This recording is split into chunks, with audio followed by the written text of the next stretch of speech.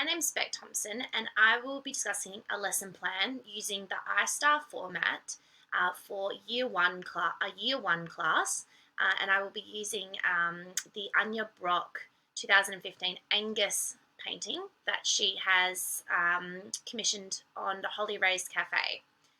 So I have created a lesson plan for my year one classroom, and it will go over 2 days. Quick overview of this lesson is that I will be discussing a painting. We will be reflecting on the painting, brainstorming different elements used in the painting. Then the students will be commissioned to create their own painting for Bill's Bakery in the city. So the students will be encouraged to create their own painting using all different elements, and it's whatever they create and using their own imagination. The objective of this lesson is to enable my learners to respond to this artwork and have appreciation of different types of artwork. I've got a long list here of different resources to plan and for my preparation, and that will include a video that I've found. Oh, where is that on here? It's at the bottom, but it's a video about Anya Brook creating this painting. So just show the kids what she's used, the different paints and colours, just to give them a little bit of excitement and hook them in, which is part of the iStar learning format. Then it's just got all other things that the kids will need when they're creating their own commissions, so different paints, different easels, things like that. There's things I have to consider before I can implement this lesson in my classroom, and that includes do the kids know how to use paintbrushes? Do the kids have experience in water painting? Different rules of the equipment, going through the instructions and timeframes, and I also need to split up the kids accordingly to their behaviour.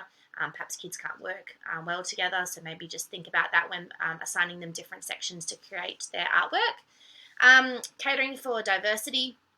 I'll be helping kids that maybe can't imagine what they want to do and don't have many ideas. I can give them some books to read or look through at different pictures. We can maybe look on the internet together just to give them some ideas.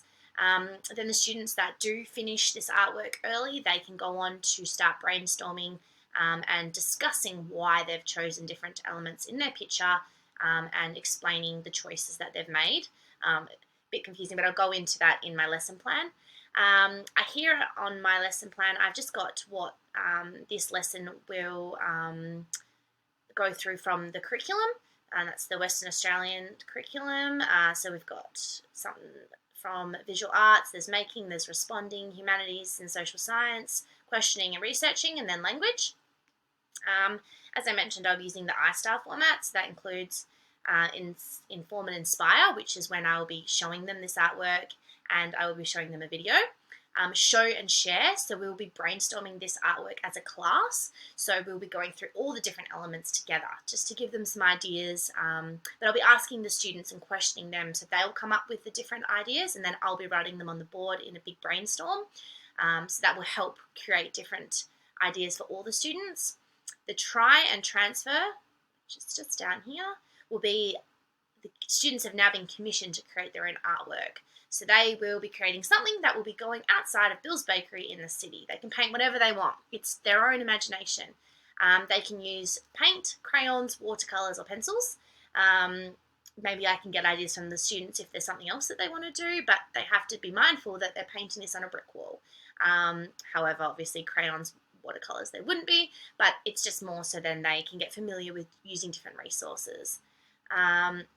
The apply action stage is when, well, that's meant to say describe your art to me, sorry about that. So it will be, can the students now describe why they've used certain things? Are they happy with it? Why did they use those colours? Can they go back and add more detail? I'll be questioning them and, trying to enforce them to think creative and to use different things and understand shapes, lines, colours more.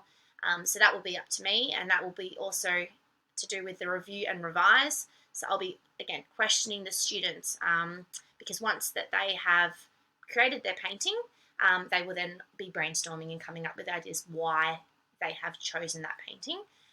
So it's really just making them think, making them analyse, making them reflect, and I believe that this will suit year ones perfectly. It doesn't need to look beautiful. Everything's beautiful, but it's just more so then they get an idea of doing it on their own. So I'm very excited. Thank you.